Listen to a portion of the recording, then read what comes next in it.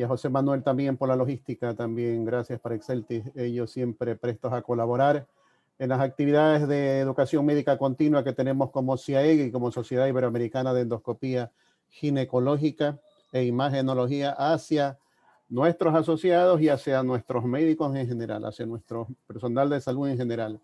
Es para nosotros motivo de satisfacción poder llegar otra vez a ustedes.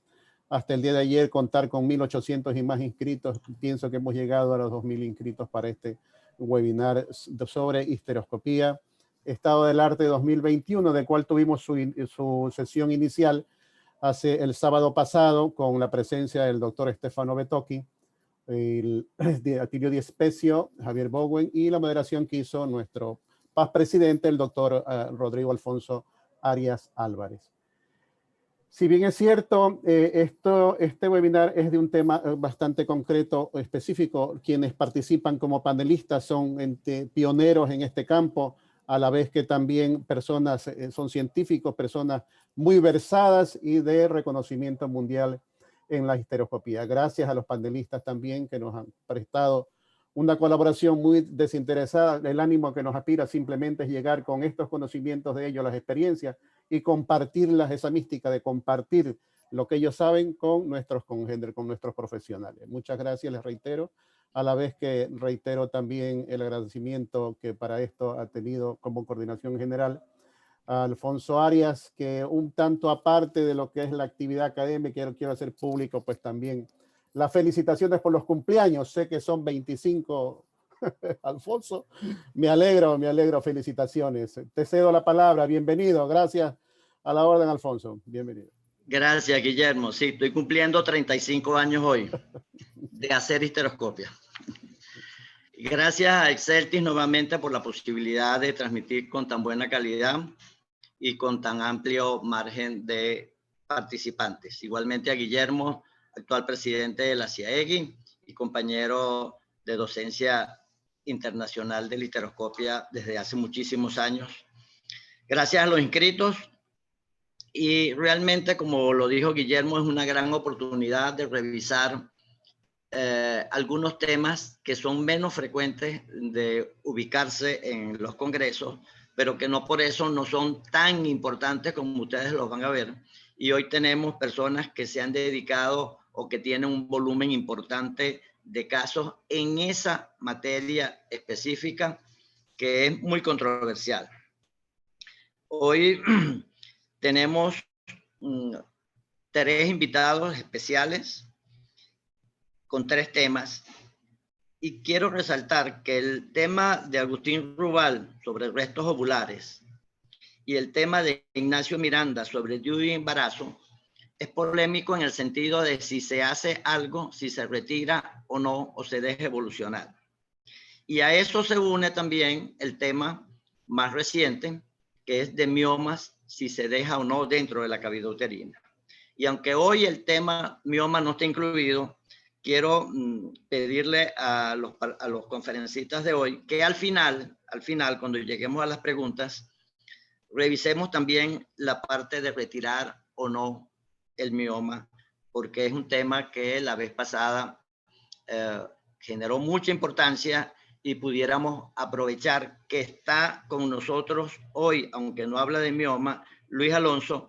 Y Luis Alonso acaba de participar en un trabajo muy importante que salió, creo que el 12 o 13 de octubre, sobre dejar o no el mioma y qué pasa si se deja el mioma dentro de la cavidad uterina. Eso lo dejaremos al final para las preguntas, pero lo voy advirtiendo porque va a ser interesante conversar de eso. El primer conferencista hoy es Agustín Rubal, colega de Uruguay. Hizo histeroscopía hace muchos años con Luca Mencaglia en Florencia, Italia, y Carlos Tantini.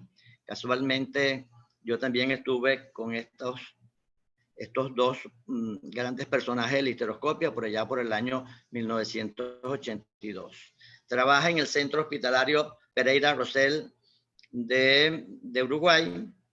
Fue presidente de la Sociedad Uruguaya de Endoscopia Ginecológica. Ha sido un colaborador dentro del Instituto Europeo de Ciencias Endoscópicas, profesor de lo que denominamos en sus siglas IS en los cursos en Uruguay, Chile y Brasil fundamentalmente. Y actualmente es integrante de la Comisión Científica y disertante de varios congresos de endoscopía. Él nos va a hablar sobre restos ovulares, manejo histeroscópico. Bienvenido, Agustín, adelante. Muchas gracias.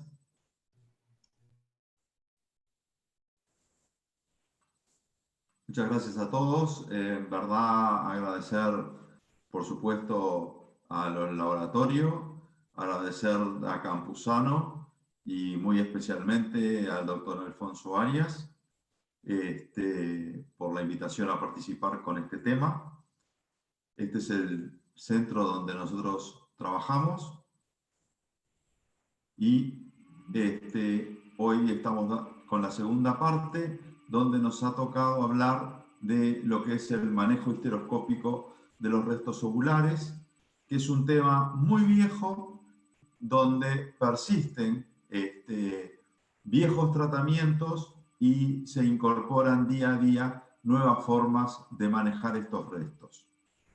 Como sabemos, los mismos están definidos por la persistencia de tejido trofoblástico o placenta retenida dentro de la cavidad uterina, y esto puede ocurrir tanto luego de un parto, de una cesárea o de un aborto, sea espontáneo o provocado, sea instrumental o medicamentoso.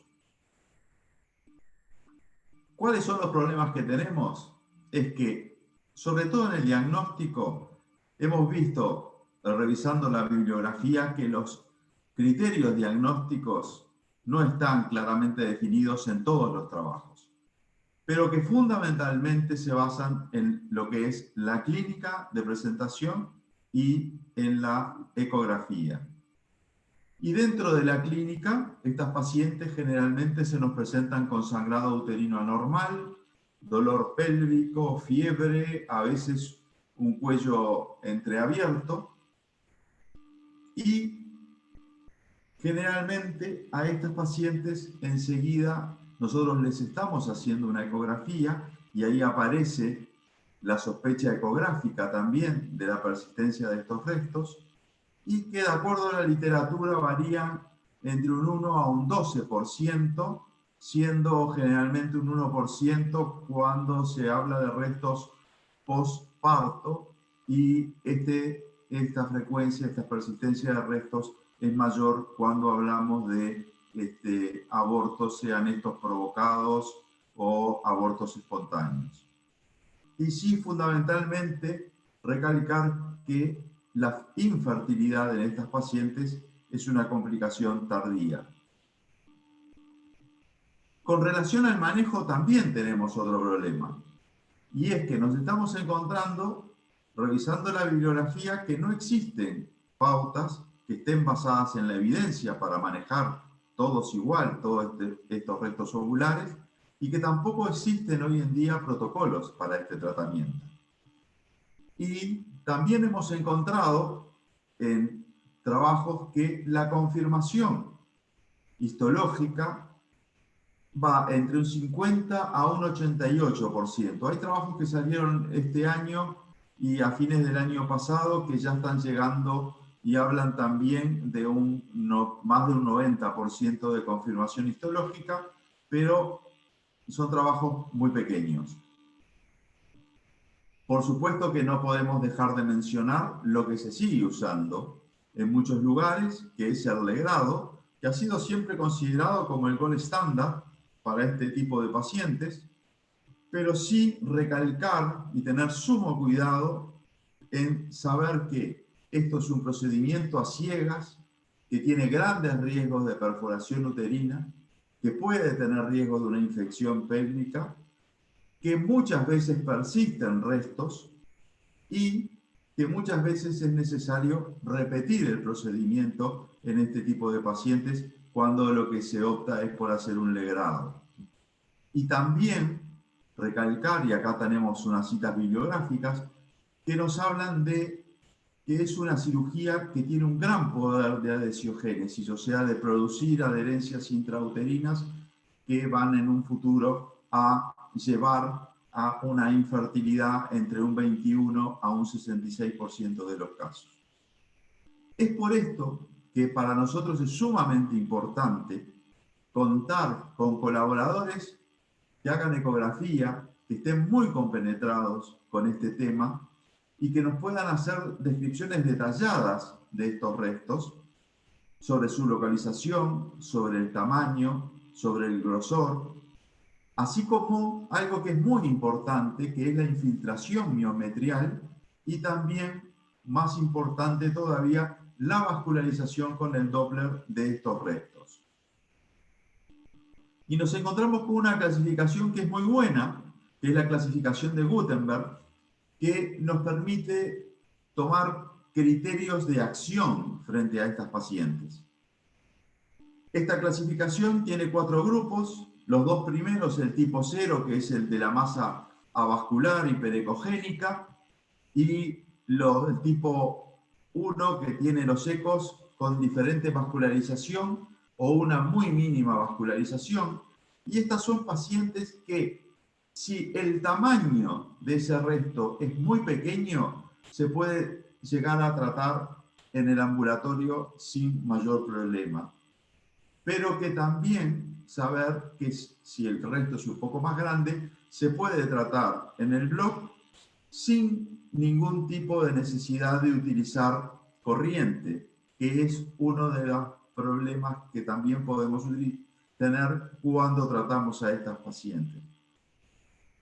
Y tenemos los otros 2 grupos, que es el tipo 3, que es la masa muy vascularizada, confinada a la cavidad, o la masa, el tipo 4, que está vascularizada, pero que también tiene una gran vascularización del miometrio, donde a veces nos vemos obligados a tratar a estas pacientes en forma combinada. Como puede ser cuando es una placenta ácreta, a veces tener que recurrir en una primera instancia para solucionar el problema a una embolización selectiva de las arterias uterinas para que se reduzca la vascularización de estos restos y poder hacer un tratamiento adecuado. Es así que, buscando alternativas al legrado, se ha propuesto la resección selectiva de los restos.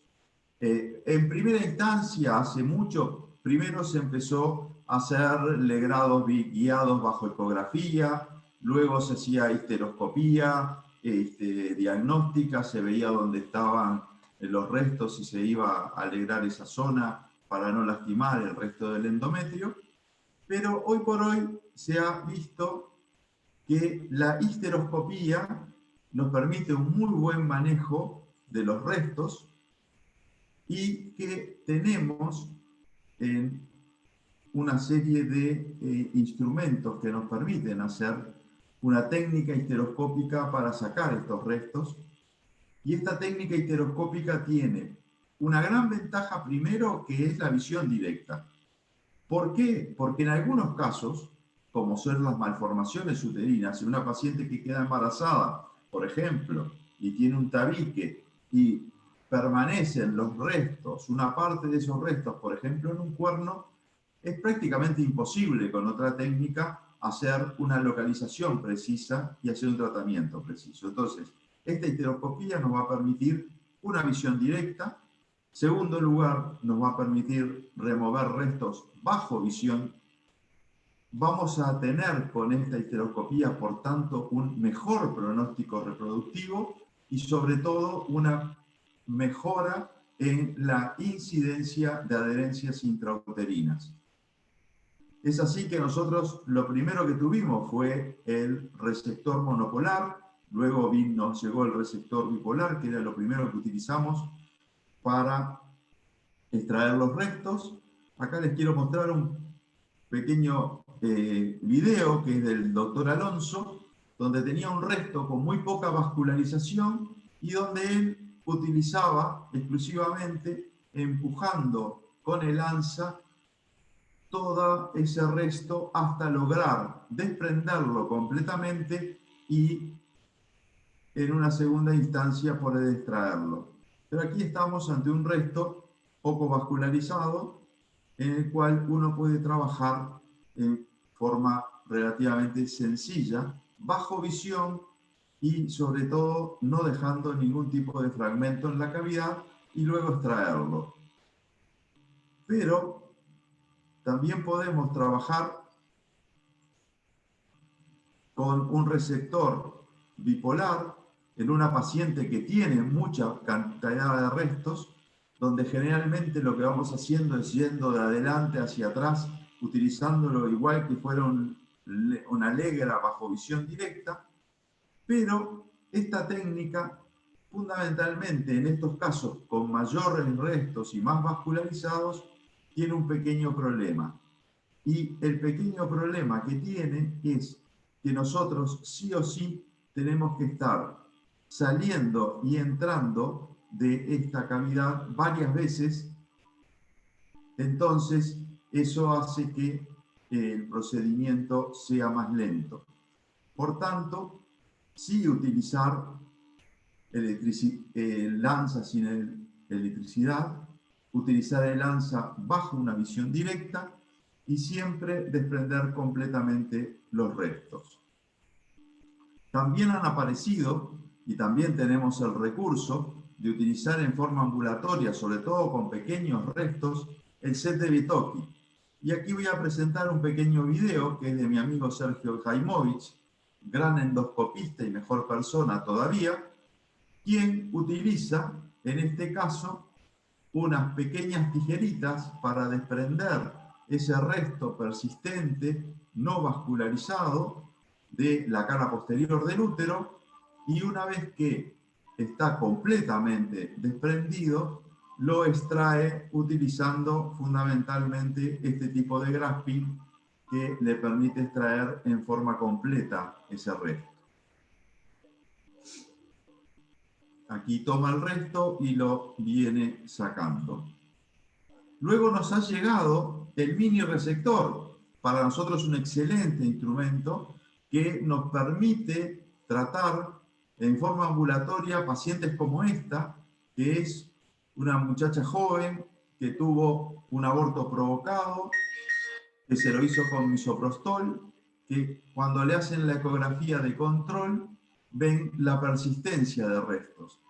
Esta es una paciente que perfectamente con el mini resector se puede tratar en consultorio sin ningún tipo de complicación, que es a lo que estamos tratando de apuntar, es a tratar de resolver la mayoría de estos problemas en bloque operatorio, en el ambulatorio y no en bloque.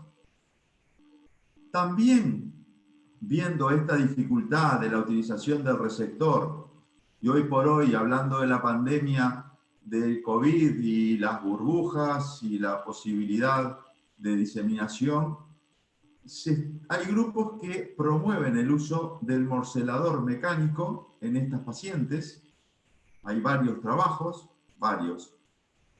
Y los primeros receptores que hubieron eran receptores más grandes, que tenían que ser utilizados sí o sí en bloque. Y hoy por hoy han aparecido modelos nuevos. Uno es el Bugatti Shaver de 6.3 milímetros y el Truclear de 5 milímetros, que nos permite tratar a estas pacientes en el ambulatorio cuando los restos son pequeños. ¿Qué ventajas tiene el Shaver? Bueno, fundamentalmente una visión clara. ¿Por qué tiene una visión clara? Porque está lavando permanentemente y permanentemente está extrayendo los restos de adentro de la cavidad sin que nosotros necesitemos entrar y salir varias veces. Tiene bajo riesgo de perforación, bajo riesgo de adherencia y sobre todo una corta curva de aprendizaje. Esta es una paciente con restos que fue tratada con un Bugatti Shaver y como ustedes ven, el Bugatti lo que hace es, va a ir con el Shaver cortando todos los pedacitos de adentro de la cavidad hasta de llegar al tejido sano y dejar una cavidad completamente vacía. Y en este otro video que vamos a ver ahora a continuación, más abajo, Ven que la idea siempre es tratar de llegar hasta el tejido sano y que no nos quede tejido trofoblástico adherido a la pared y que pueda quedar una cavidad vacía. O, como en este otro caso, que son restos más grandes, se está utilizando otro tipo de shaver, en este caso es el Miosure, y lo que está haciendo permanentemente es el lavado de la cavidad y permanentemente extrayendo los restos para que nosotros no tengamos que estar entrando y saliendo.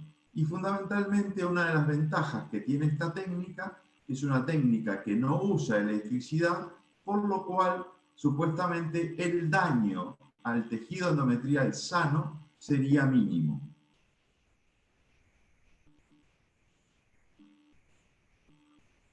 Siguiendo con este encare, debemos de hablar de que hay trabajos que están combinando los datos de lo que es la resección con loop de lo que es la morcelación.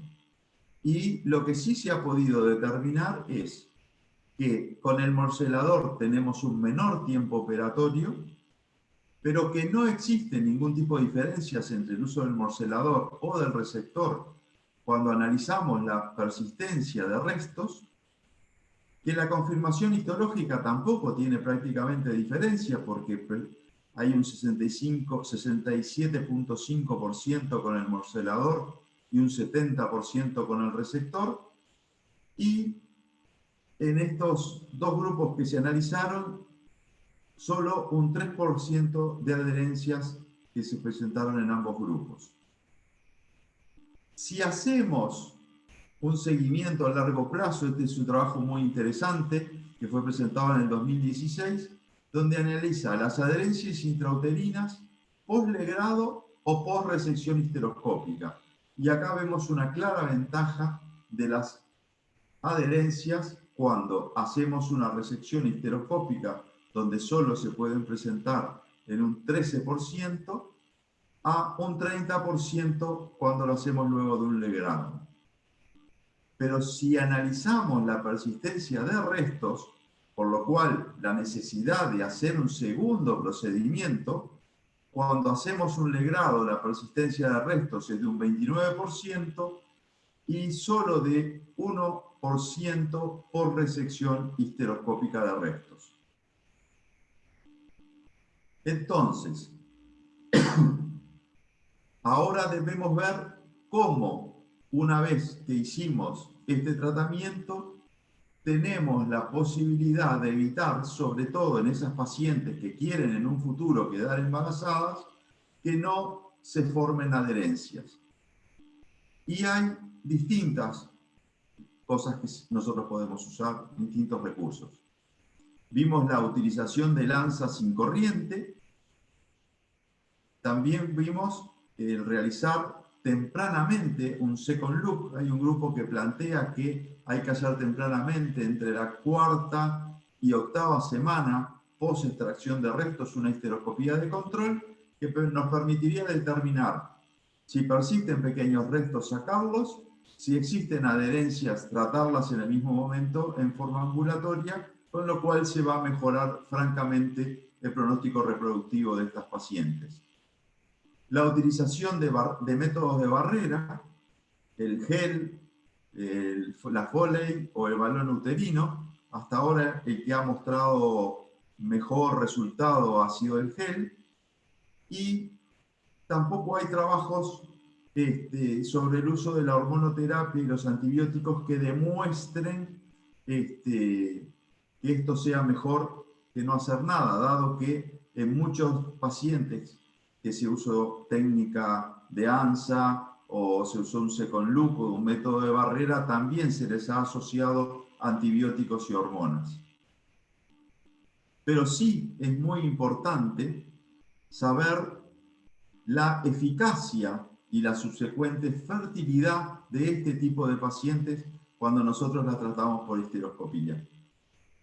Y en este trabajo, que es del año pasado, vemos que la resección histeroscópica de restos tiene una eficacia de 91% y que esta eficacia fue confirmada por la realización precoz de una histeroscopía ambulatoria en el seguimiento entre 4 a 8 semanas, que solamente se encontró una tasa de adherencias que eran moderadas en el 7.5% y que en el grupo de pacientes que deseaba tener un nuevo embarazo hubo una tasa de embarazos de 83%.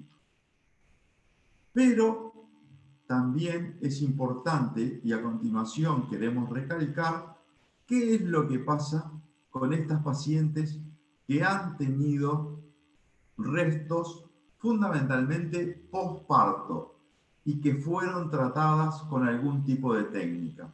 Es importante saber que estas pacientes tienen mayor riesgo en futuros embarazos de presentar riesgos de restos ovulares. Pero también durante el alumbramiento tienen mayores riesgos. Tienen más riesgo de retención de placenta, retención de clotiledones y de tener cierto grado de placenta ácreta.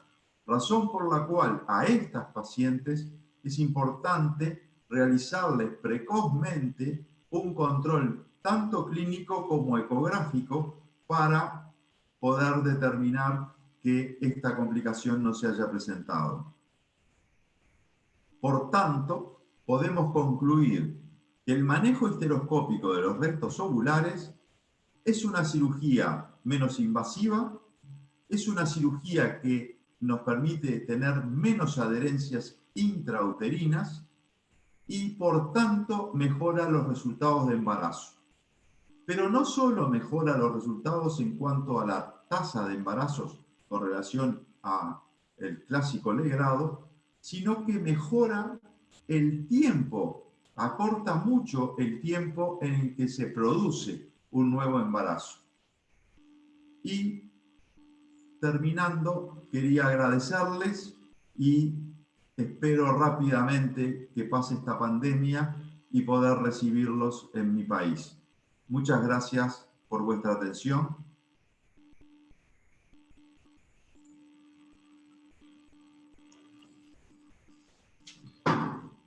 Gracias, Agustín, por tu excelente participación. Nos toca ahora, las preguntas las dejamos al final. Nos toca ahora presentar a Luis Alonso Pacheco, malagueño de España. Es director de la unidad de endoscopia del Centro Gutenberg. Es fundador y editor del newsletter denominado Hysteroscopy, que inicialmente fundó con Tony Caruño, venezolano que se encuentra en Miami, y que posteriormente salió después de inglés en español, portugués, creo que chino y no sé cuántos idiomas más ya ha logrado hacer Luis Alonso. Es presidente del Global Community of Hysteroscopy junto a Sergio Jaimovich, también un gran amigo español y gran endoscopista. Es vicepresidente en la AGL del Grupo de Interés Especial, que es el Special Interest Group en la parte de sección de histeroscopía. Y como él bien lo dice, muy entusiasmado con la CIAEGI, de unos años para acá, es el secretario delegado por España ante la Sociedad Iberoamericana de Endoscopia Ginecológica. Nos va a hablar sobre malformaciones müllerianas, una actualización, que es un tema que al principio, cuando uno no lo manejaba, le parecía como muy complejo, muy difícil de entender y muy difícil de solucionar, pero que la histeroscopía ha dado un gran avance en el diagnóstico y la solución, inclusive de patologías mucho más complejas que las que el simple septum o la simple útero doble que se veía anteriormente. Con ustedes, Luis Alonso Pacheco. Hola, Alfonso, gracias por la presentación y sobre... Sonido. Perdón, Ahora, sonido. ahora se me oye, ¿no? Gracias, Sí. gracias, Alfonso. Gracias por la presentación y sobre todo felicidades, que nos hemos enterado que es hoy tu cumpleaños. Así que un abrazo muy, muy fuerte. Reconocimiento también para la CIAEGI y para Guillermo por el trabajo que está haciendo y para Exceltis por haber organizado este simposio. Yo, el tema que se me invitó a hablar es el tema de malformaciones uterinas. Y el tema de malformaciones uterinas es un tema que desde siempre nos ha fascinado a los ginecólogos, ¿no? Es un tema que ya clásicamente la posibilidad de ver cosas raras, úteros anormales, úteros que se podían corregir, pues siempre nos ha atraído mucho. Luis, por favor, sube un poquito el tono, la voz. Perfecto. Vamos a ver ahora si me oís un poco mejor. ¿Ahora me oís mejor? ¿Me oís mejor ahora? Sí, perfecto. Mucho mejor audio. Sí, sí. Entonces, el tema este de las malformaciones uterinas siempre nos ha atraído. Y el útero no lo vemos ya así, sino que lo vemos así, como lo veis en esa imagen. Tenemos imágenes maravillosas en las cuales podemos ver perfectamente el tipo de malformación, el tipo de patología, de problema que tiene el útero. Y esto nos ayuda mucho. Pero sí hay dos campos que realmente han avanzado en los últimos años, en los últimos 12, 14 años, han sido, uno, la ecografía. La capacidad de ver esa imagen, esa foto frontal del útero y ver perfectamente lo que es el dibujo de la morfología de la cavidad y de la morfología del borde uterino exterior. Y el otro gran avance que hemos tenido es ese. Es el desarrollo del instrumental y del material a la hora de poder operar esos úteros. Hoy, como estamos hablando de histeroscopia, bueno, pues sobre todo el material y cómo somos capaces de ver con esa definición, esa precisión, imaginaros esta cavidad sin calidad suficiente de imagen, ¿no? Entonces, esto es una frase que podemos compartirla, ¿no? Hoy en día somos capaces de diagnosticar y de tratar las malformaciones uterinas de una manera precisa y eficaz. Mucho más precisa y mucho más eficaz que hace 5 años y mucho más precisa y mucho más eficaz que hace 10 y que hace 15. De ahí que el problema principal de los estudios a largo plazo que se están presentando, ha habido polémica últimamente con unos sobre septos, no podemos comparar lo que estamos haciendo hoy, ni los septos, ni cómo diagnosticamos hoy, con lo que se hacía hace 12 años o 14 años. Así, a modo de recordatorio, pues acordaros que la formación del útero es un proceso dinámico y que dependiendo del momento en el que se produzca el fallo en el desarrollo del útero, tenemos distintos tipos de malformaciones. Ahí tenéis que si afecta la fase de migración, bueno, pues tenemos esos problemas, la fase de fusión, canalización o reabsorción. Es un problema frecuente, es mucho más frecuente en mujeres con aborto de repetición y con infertilidad, llegando a afectar casi a 1 de cada 4 mujeres. Y de todas las malformaciones uterinas, pues la más frecuente, como veis ahí, es el útero septo. Si sumáis útero septo más el 18,3, que es útero arcuato, el antiguo arcuato, veis que más del 50% de las malformaciones uterinas tienen una solución quirúrgica histeroscópica sencilla. Y llegado a este punto, pues cuando la semana pasada se plantearon los temas y estuve hablando yo con Atilio, y Atilio se centró sobre todo en la parte quirúrgica. La charla que dio el otro día Atilio fue muy, muy buena y él lo enfocó desde la parte de solucionar el problema. Y yo me voy a dedicar a la parte de diagnosticar el problema, con lo cual con la charla de hoy y la de Atilio que está grabado, yo creo que tenéis el repaso completo de las malformaciones uterinas, ¿vale? Yo habitualmente, pues desde que salió esta clasificación, es la que estoy manejando. La clasificación de la Sociedad Europea de Reproducción y de la Europea de Endoscopia Ginecológica. Y es el patrón que voy a seguir yo hoy para tratar de explicaros cómo veo yo y cómo diagnostico pues, estas malformaciones uterinas, ¿vale? Esta clasificación europea es la primera clasificación que dentro de las malformaciones, dentro de los grupos, tiene el útero normal. Así que vamos a ir al U0, que le llaman ellos, que es el útero normal. Y como hemos dicho que lo que más avanzado es la ecografía 3D y la histeroscopia, vamos a basar esta charla en imágenes de ecografía 3D y de histeroscopia. Y esa sería la imagen ecográfica de renderizada de un útero normal. El útero normal, visto por eco 3D renderizada, tiene una serie de características. Como veis ahí, el borde superior es un borde que es convexo.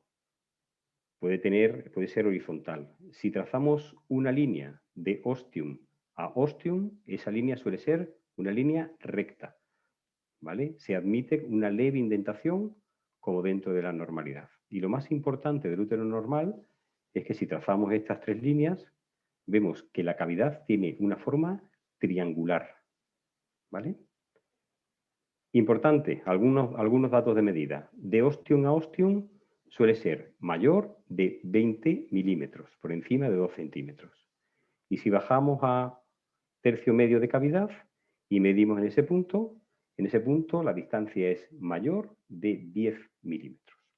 Esas serían las características de un útero normal. ¿Y cómo se ve por histeroscopia un útero normal? Bueno, pues una vez que atravesamos, como vemos aquí, el orificio cervical interno, enfocamos un poco la cámara, fundus uterino, endometrio secretor, ostium derecho,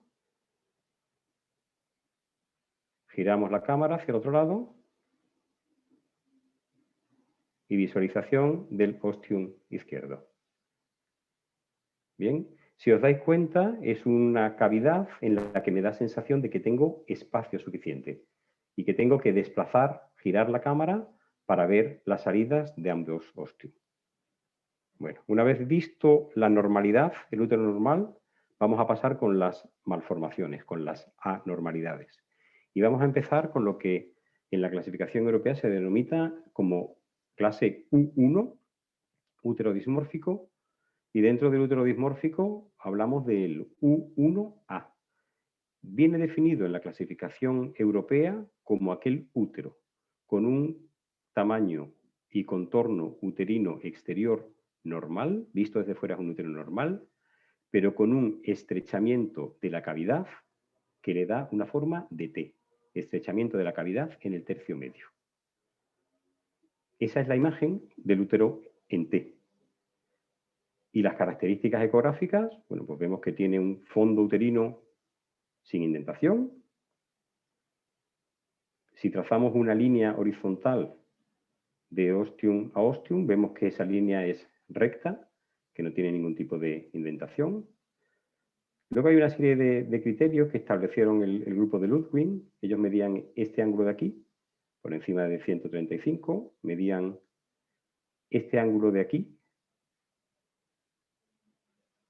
por debajo de 40, y luego trazaban una línea de ostium a orificio cervical interno y medían esa distancia de ahí, que ellos consideraban que si estaba por encima de 7 milímetros era criterio de útero en T.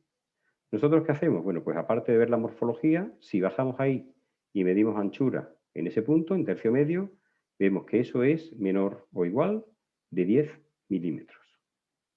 Una forma sencilla, con datos que tenemos por publicar, de ver cómo se diagnostica un útero en T. ¿Y cómo se ve esto mediante o por histeroscopia? Bueno, pues entramos en cavidad y una vez pasado el orificio cervical interno, lo que vemos es una cavidad muy tubular. Y se observan perfectamente los anillos musculares de la capa muscular más interna del útero. Para ver los ostium tenemos que avanzar hasta la parte de arriba de la cavidad y en los úteros en T a veces es imposible ver la salida de los ostium ni angulando la óptica. ¿Bien? Fijaros la diferencia entre este útero y el útero normal que hemos visto. Pero claro, nos dimos cuenta que siguiendo la definición de la clasificación europea, es decir, un útero que por fuera es normal de tamaño y de forma y con estrechamiento en el tercio medio, bueno, pues vimos que esos tres úteros que tenéis ahí en la imagen tienen los tres una forma exterior normal y un estrechamiento en el tercio medio, pero no tienen las tres formas de T. Fue así como nosotros propusimos el hablar del útero en T, del útero en Y y del útero en I latina. Este es el útero en Y, que las características del útero en Y, pues si os dais cuenta, el borde uterino a nivel fúndico exterior es normal, pero la forma que tenemos ahí no tiene una forma de T, sino que tiene una forma de Y. ¿Por qué? Bueno, pues porque si nosotros trazamos una línea interostium, vemos que ahí hay una leve indentación, parecida a lo que antes era un arcuato, suele estar entre 4 o 5 milímetros y que le confiere esa forma. Igualmente, si trazamos una línea del fondo hasta la línea media, bajamos unos 10 milímetros, pues vemos que en ese punto el útero presenta una estrechez menor o igual a 10 milímetros. Y el otro útero que vimos que tenía estrechez en la línea media era este tipo de útero. Un útero que parece una I latina, con un fondo uterino exterior normal, convexo, con una línea interostium muy reducida, por debajo de los 20 milímetros que hablamos, y si trazamos esa línea de fondo hacia abajo, 10 milímetros, y medimos la anchura en ese punto, pues nos va a dar que la distancia es menor o igual de 10 milímetros. Así que todo este tipo de úteros se catalogarían, se englobarían dentro de los dismórficos U1A. ¿Por qué son importantes? Bueno, pues ahí tenéis datos publicados entre 2000, artículos sobre todo publicados entre 2018 y 2019. Os he resaltado un poco en amarillo, no se ve muy bien, pero es la tasa de niños antes de la intervención. Y los resultados, lo digo así rápido, 2,5%, 0%, 0%, 8%, 0%, 0%, 0,5 y 0. Es decir, son úteros que funcionan mal antes de corregirlo desde el punto de vista reproductivo. Y la intervención propuesta, pues he hecho aquí una mini animación en la que vemos que esa forma estrecha de la cavidad, pues la vamos ampliando por los laterales hasta conseguir una cavidad con una morfología triangular. Conseguimos por un lado más espacio y conseguimos por otro lado una cavidad funcionante normal. Yo personalmente esta cirugía la realizo desde hace unos años con el mini resector, con corte puro, con unos resultados desde el punto de vista de niño en casa equiparables a cuando lo hacía con tijera, pero con un tiempo quirúrgico mucho, mucho menor y con una precisión pues muy elevada. Lo que hacemos es incidir en las dos paredes laterales y vamos ampliando la cavidad pues en torno a unos 6-7 milímetros, hasta que somos capaces de ver la salida de los ostium desde el orificio cervical interno. ¿Qué se ha visto después de la cirugía? Bueno, pues que la tasa de niño en casa, no de embarazo, de niño en casa, pues está, ahí tenéis los distintos grupos, está el grupo de Jaime Ferro, el grupo de Atilio, el de Rudy Campo, el mío, y los resultados son 60%, 63%, 62%, 66%, 63%, es decir, hay una diferencia espectacular entre antes de operar y después de operar en los úteros U1A. Este es el segundo tipo de útero de los dismórficos, que es el U1B, definido como útero infantil y definido como úteros más pequeños con una proporción cuerpo-cuello de 1-1 o 2 de cuello, 1 de cuerpo. Son úteros muy pequeños, como veis ahí en esa imagen. Fijaros que la medida que tenéis ahí, interostium, es de 1,59. Y los criterios que tenemos nosotros ecográficos, bueno, pues vemos que el contorno uterino exterior es normal. Úteros de una longitud muy disminuida, igual que de una anchura y un diámetro antero-posterior disminuido. Una distancia interostium por debajo de 2 centímetros. ¿Veis ahí en ese caso que es 1,59? Y luego, si bajamos 10 milímetros y medimos a mitad de cavidad, pues nos da otra vez por debajo de los 10 milímetros, nos da 0,55. ¿Cómo se ve por histeroscopia? Bueno, pues son úteros que una vez aquí que pasamos el orificio cervical interno, tenemos ahí el ostium. Es decir, la distancia que hay de ostium a ostium y de orificio cervical a fundus está muy, muy, muy disminuida. Apenas hay útero.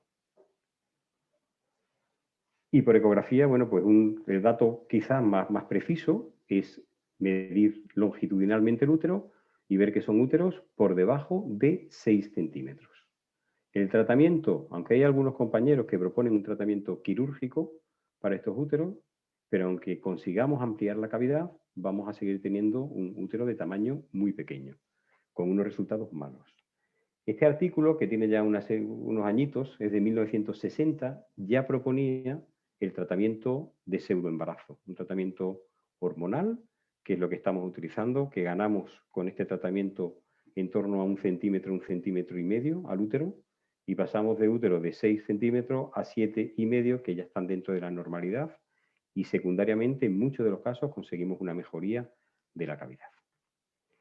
Y el tercer tipo es el U1C. Esta clasificación dejó un huequecito ahí para poner nuestra malformación, lo que nosotros viéramos. Y viene bien porque la clasificación europea no tuvo en cuenta el útero arcuato, pero el útero arcuato puede casar perfectamente en ese grupo U1C. Bien, esta es una imagen de un útero arcuato. Y las características de un útero arcuato, lo que estamos utilizando nosotros en nuestro centro, son úteros de un contorno uterino exterior normal, una distancia interostium normal, y si veis, ahí hay una leve indentación. Y luego, si medimos, trazamos la línea vertical famosa 10 milímetros y medimos esa anchura, estos úteros tienen una anchura mayor de 10 milímetros. Y esta es la diferencia entre un útero arcuato de los antiguos y un útero en I. Este caso tiene 1,69. El útero arcuato tiene una anchura de cavidad normal con indentación fúndica. El útero en Y tiene una indentación fúndica, pero una anchura a mitad de la cavidad anormal, un útero muy estrecho. Pasamos de los úteros dismórficos al útero septo, a la clase U2, dividen en parcial y completo. Esta es la imagen típica de un útero septo. Y, de nuevo, características ecográficas. Vemos dos cavidades, una y otra. Vemos un fondo uterino normal. Se admite que tenga una leve indentación a nivel fúndico. Y es muy importante la ecografía 3D, como veis aquí, bueno, porque nos permite, veis, dibujar por aquí perfectamente las dos cavidades, su relación con el fondo uterino, y esto nos permite planificar perfectamente la cirugía, para saber si podemos llegar a la altura de los ostium o debemos quedarnos un poquito antes. Bien, este es otro tipo de uterosepto. Este es un septo completo, como veis, llega hasta el orificio cervical interno, hasta abajo. De nuevo, fundus normal, aunque puede admitirse esa leve indentación. Tenemos aquí una de las cavidades. Fijaros cómo va bajando, bajando, bajando, bajando. Es importante que veamos por ecografía hasta qué punto está localizada esa división de las dos cavidades. Bien, y fijaros aquí que lo que es la entrada del cuello a esa altura sería única. La división se inicia dentro del cuello. Y el tercer tipo que os voy a mostrar es este. De nuevo, pues se ven dos cavidades, cavidad derecha, cavidad izquierda. Realmente esas cavidades presentan ahí una leve separación que ahí abajo se vuelve a ver porque tenemos una entrada de un cuello y separado la otra entrada del otro cuello. ¿Vale? Este sería un uterosepto completo con duplicidad cervical. En estos casos es muy importante ver si existe un tabique vaginal ahí acompañante. ¿Cómo se ve por histeroscopia? Bueno, pues una vez que entramos en la cavidad, vemos allí el ostium derecho, septo y ostium izquierdo. ¿Vale? La imagen histeroscópica a mí es una de las imágenes que que personalmente más me gusta, más me llama la atención. La importancia de estos úteros es que se asocian sobre todo a aborto de repetición en un 44,1%. Se asocian también a parto prematuro, las tasas de parto a término son bajas y se asocia, según muchos estudios, aunque lo he puesto en interrogante, a infertilidad. Y en el diagnóstico es importantísimo, sobre todo cuando veáis un septo que llega muy, muy abajo, ¿vale? Diferenciar si hay tabique vaginal o no, si hay uno o dos cuellos. Es muy importante diferenciar entre el septo completo e incompleto y es muy importante ver el fundus uterino para saber hasta qué altura podemos resecar. La cirugía propuesta, pues la metroplastia histeroscópica, consiste en quitar el septo, en resecarlo. Lo clásico es incidirlo. Ahora Estefano está hablando de resecar esa parte. Él habla de la teoría de que el septo es muscular, como si fuera un mioma. Realmente, conociendo la organogénesis del útero, bueno, pues realmente tiene componente muscular, evidentemente, porque deriva de los conductos mullerianos y tiene una parte muscular correspondiente a esa zona. ¿Cómo lo sabemos? Pues cuando vamos operando, todos los que hemos operado un número alto de septos, y sobre todo cuanto más bajos son y más anchos son, pues muchas veces mayor componente muscular tenemos. Y cuanto más finos suelen ser los septos, menor componente muscular tiene. ¿Vale? Veis que la metroplastia es la incisión de esa zona. Es muy importante avanzar equidistante entre pared anterior y pared posterior y luego tener una simetría en lo que es la cirugía de esta malformación. Una cirugía que con el instrumental de hoy en día se tarda pocos minutos en corregir un uterosepto. La clase U1-3 tiene el útero bicorpóreo. Y aquí ellos han puesto un grupo nuevo, que es ese que veis ahí, C, que sería la unión de un bicorne, pero con cierto componente septo. Y en esos úteros sí se puede recercar parte de ese componente septo, ampliando lo que es la cavidad. Bueno, aquí tenéis una imagen con un embarazo. Bien, veis ahí el saquito gestacional, aquí el embrioncillo, el saco que está un poquito bajo. Y aquí si vemos ecográficamente cómo se ve, bueno, pues tenemos una cavidad y otra cavidad, como el útero septo. La diferencia es que si vamos dibujando por aquí el contorno uterino exterior, fijaros aquí y daros cuenta aquí cómo baja, y esa indentación, ahí tira para arriba, es mayor de la indentación que veíamos en el útero septo. Puede llegar a estar totalmente dividido en dos. Como no tiene mucho tratamiento histeroscópico, pasamos al siguiente, a la clase U4, que es el hemiútero, el antiguo útero unicorne, que puede tener o no cavidad rudimentaria asociada. La imagen típica por ecografía es esta, y los criterios ecográficos en 3D, pues veis que se ve una cavidad lateralizada hacia uno de los dos lados, todo el útero. Esta cavidad tiene la que se define como forma de banana. Para diferenciarlo de un útero en latina, sobre todo esa angulación, esa lateralización que tiene. La anchura en los distintos puntos del recorrido suele ser la misma. Por ejemplo, ahí está en 1,29, 1,29 y 1,7, apenas hay diferencia. Es muy importante ver en estos úteros también, otra de las características es que el fondo, daros cuenta que es un fondo romo, mucho más estrecho que en un útero y latina. Y luego, bueno, pues la cavidad nos falta toda esa parte de la cavidad, es decir, tenemos menos de media cavidad uterina. ¿Cómo se ve por histeroscopia? Bueno, pues una vez que entramos en la cavidad, ahí tenemos un poco de moco y vemos que la cavidad nos va dirigiendo hacia la derecha, hacia la izquierda de la paciente, y allí debajo estaría la salida del ostium. Todo esto de aquí se ve como una cavidad tubular que nos va dirigiendo muy, muy, muy, muy hacia un lateral. Allá abajo se ve el ostium. Cavidades tubulares, lateralizadas y que en el fondo solo somos capaces de identificar un orificio cervical. Lo importante de estos úteros, bueno, pues que tienen una tasa de parto prematuro alta. De hecho, el tema del cerclaje uterino, incluso profiláctico en estos úteros, es algo a tener en cuenta. aborto de primer trimestre y embarazo ectópico de 2,7%. En el diagnóstico es importante pues, descartar que sea, sobre todo cuando el diagnóstico nos llega por otra prueba, descartar que sea un unicornio con un tabique vaginal, eso es cuando nos llegan por histerosalpingografía, y que exista al otro lado del tabique vaginal pues otro cervix y otro útero. Y luego es importante saber si hay úteros rudimentarios asociados.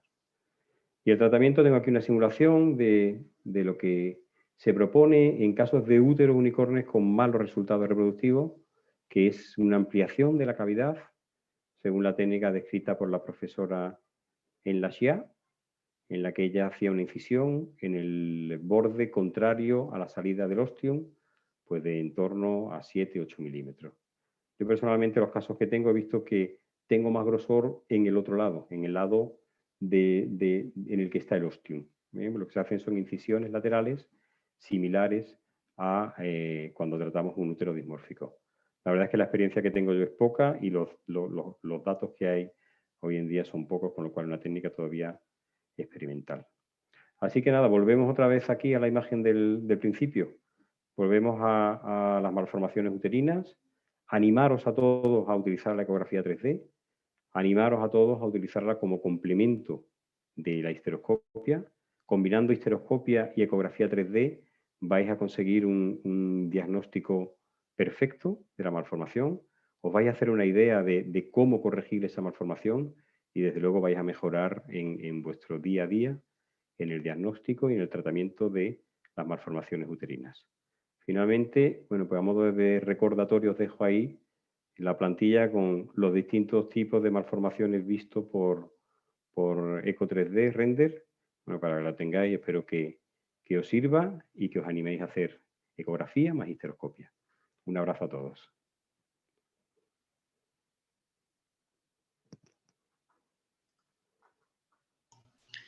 Gracias, Luis Alonso. Como siempre, lo más difícil lo haces muy sencillo, con una explicación incluida para no médicos. El que no lo entienda, que se retire. Es porque no quiere, es porque no quiere. Gracias. Bueno, ya vendrán las preguntas. Le toca entonces a Ignacio Miranda manejarnos sobre el manejo histeroscópico del dispositivo intrauterino en el embarazo. Ignacio es uno de los, yo creo que el más joven de los profesores que tenemos en Latinoamérica. Su formación inicial fue igualmente en el Instituto Europeo de Ciencias Endoscópicas, con su sede en Chile, que ya no funciona, preparado en histeroscopia y laparoscopia, y fundamentalmente se especializó mucho más con Arnaud Battier en Estrasburgo. Fue fellow de él durante 2 años aproximadamente, perfeccionando la endometriosis y la laparoscópica. Y publicó, él tiene algo bien importante, yo lo conozco desde antes de terminar la residencia, que ya se estaba preparando en histeroscopia y laparoscopia aún antes de terminar su posgrado de ginecología y obstetricia. Ha sido profesor del Instituto Europeo en Venezuela, Brasil y Chile. Tiene un PhD en Ciencias Biomédicas de la Universidad de Chile. Es profesor de la Universidad del Hospital Universitario de Chile. Es directivo de la Sociedad Chilena de Obstetricia y Ginecología. Trabaja en la Clínica Alemana de Santiago. Adelante, Ignacio. Un honor tener a una persona tan joven, alumno de muchos de nosotros, presente en esta actividad. Muchas gracias, Alfonso, por la invitación, al doctor Campuzano y a Excelti por este maravilloso evento. La idea, yo creo que es extraordinario tener la oportunidad de compartir con los grandes profesores y como dijo Alfonso, claro, yo me formé, ¿cómo se llama? Aquí voy a compartir la pantalla, con el Instituto Europeo en toda Sudamérica y ¿cómo se llama? Y después, bueno, tuve la oportunidad de estar en Francia y ahora el año pasado estuve en Finlandia, entonces eso aquí está, compartir pantalla. Wow. Y el tema de hoy, ¿cómo se llama? De presentar el dispositivo de embarazo, un tema, como dijo el doctor, el profesor Arias, un tema bien controversial, bien interesante. La presentación va dividida fundamentalmente en ver algunos datos generales sobre los dispositivos. ¿Qué hacemos cuando una mujer se embaraza a pesar de que estaba con un dispositivo? Y ver algunos aspectos técnicos de la extracción con histeroscopía. Entonces, los datos generales, todos sabemos que los dispositivos intrauterinos son el método más costo efectivo para el embarazo no deseado, es uno de los más importantes de los métodos de larga duración de anticoncepción, y ha ido aumentando en la medida que pasa el tiempo. En Estados Unidos, desde el 2002, ha subido de 1,8 a un 9,5% de la población femenina lo utiliza. En Francia, donde yo estuve, más o menos el 20% de las mujeres lo utilizan, pero fundamentalmente el dispositivo de cobre, dado que la mujer francesa no le gusta mucho utilizar los métodos hormonales. En Finlandia, donde estuve el año pasado, es al revés, más o menos un 25% de las mujeres utiliza el dispositivo intrauterino, pero el 90-95% ocupa el Mirena, y también ahí está donde se generó esta tecnología y que después la compró Bayer. El Reino Unido en 2010 tiene publicado un 10%, y nosotros en Chile, uno de los países donde ocupamos más dispositivos, también ahí se creó parte de la tecnología de ocupar este cobre dentro del útero con el Dr. Zipper en los años 70, y ahora ha ido cambiando, dado que la salud pública, el gobierno empezó a cambiar los dispositivos de cobre, empezó a comprar los dispositivos con levonorgestrel, los dispositivos medicados. Pero tiene problemas, claramente tiene problemas. Está escrito que con los dispositivos de cobre tiene una falla en el primer año y que la mujer se embaraza, un 0,8% en las múltiples publicaciones, y un 0,2% en los dispositivos medicados, fundamentalmente con el levonorgestrel. ¿Y qué pasa entonces cuando tenemos una mujer que está embarazada con un dispositivo? Tenemos que, entre este 0,2 y 0,8% descrito, tenemos que saber que un 50% de esa paciente va a hacer un embarazo ectópico, y por lo tanto tenemos que estar atentos a hacer el diagnóstico precoz para poder tratar de hacer un tratamiento médico del embarazo ectópico y que no, operar en forma temprana si ya está fuera del alcance del tratamiento médico. Pero el otro 50% vamos a tener embarazos intrauterinos, y ahí tenemos tres posibilidades. Uno, la más importante y la más frecuente, un 50% va a ser un aborto espontáneo. El otro 25% restante va a ser un parto pretérmino, y como todos ustedes saben y les toca vivir, un parto pretérmino antes de las 32 semanas no es inocuo. Claramente todas las implicancias de morbilidad, de secuelas que tiene este recién nacido son muy importantes. Y tenemos el último 25% donde tenemos el clásico, el embarazo a término, donde una foto ahí de un bebé, de un recién nacido, que sale en el diario, incluso agarrando el dispositivo, y todo el mundo se ríe. Pero la verdad que es interesante saber también qué pasa con este feto, este embrión que ha estado durante 9 meses expuesto a cobre o al levonorgestrel, si tiene en el futuro alguna secuela. Por lo tanto, no sé si es tan inocuo dejar ese dispositivo, independiente que llegue a término ese embarazo.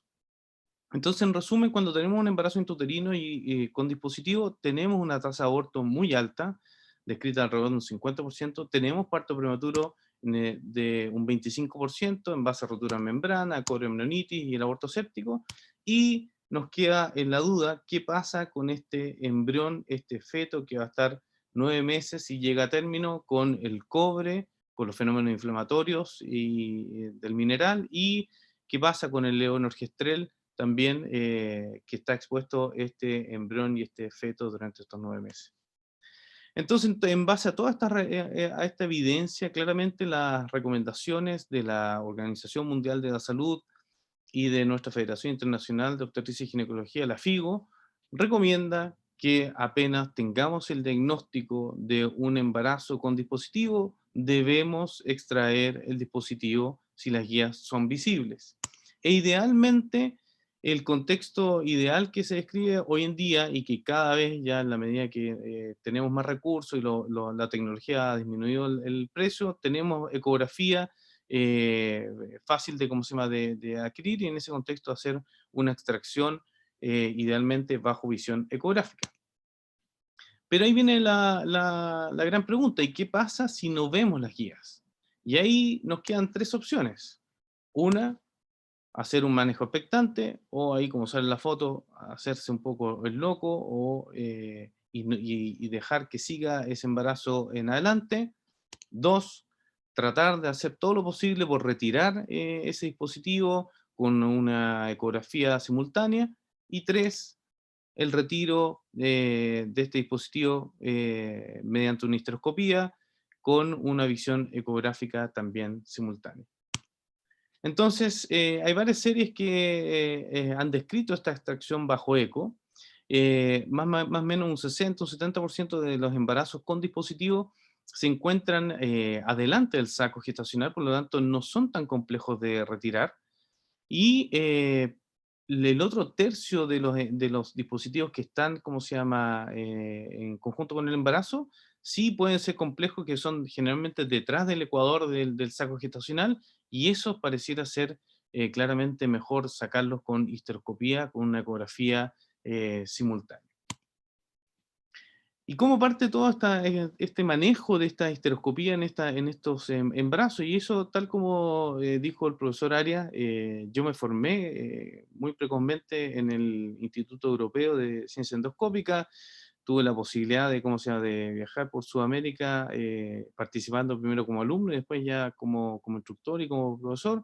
Y ahí conocimos al doctor Nelson Hill, que en paz descanse, que nos enseñó mucho de la histeroscopía en relación a la histeroembrioscopía, que se comenzó a utilizar en el 2003 con el doctor Ferro en España, y en el 2010 yo adquirí un poco estos conocimientos para empezar a hacerlo en Chile. Y fundamentalmente, ¿para qué? Para selectivamente tratar de tomar el material embriotrofoblástico en forma selectiva y de esa forma mejorar el diagnóstico genético de los abortos recurrentes mediante un histeroscopio de 5 French. Uno hace una vaginohisteroscopía sin dilatación, hace las rotaciones habituales, ingresa a la cavidad endometrial, observa cómo está la cavidad uterina, ve dónde está ¿cómo se llama?, el saco gestacional, y hace una pequeña ventana para poder introducirse en la cavidad amniótica y tomar selectivamente el tejido embriotrofoblástico. Como se observa en este video, aquí voy a apagar mi cámara para que de esa forma corra mejor el video. A ver si puedo apagar la cámara aquí. Ahí sí. Entonces la idea es que, ¿cómo se llama?, ahí se observa que claramente no es lo mismo la histeroscopía, por ejemplo, ¿qué pasó? Ahí sí. No es lo mismo hacer, ¿cómo se llama?, la histeroembrioscopía,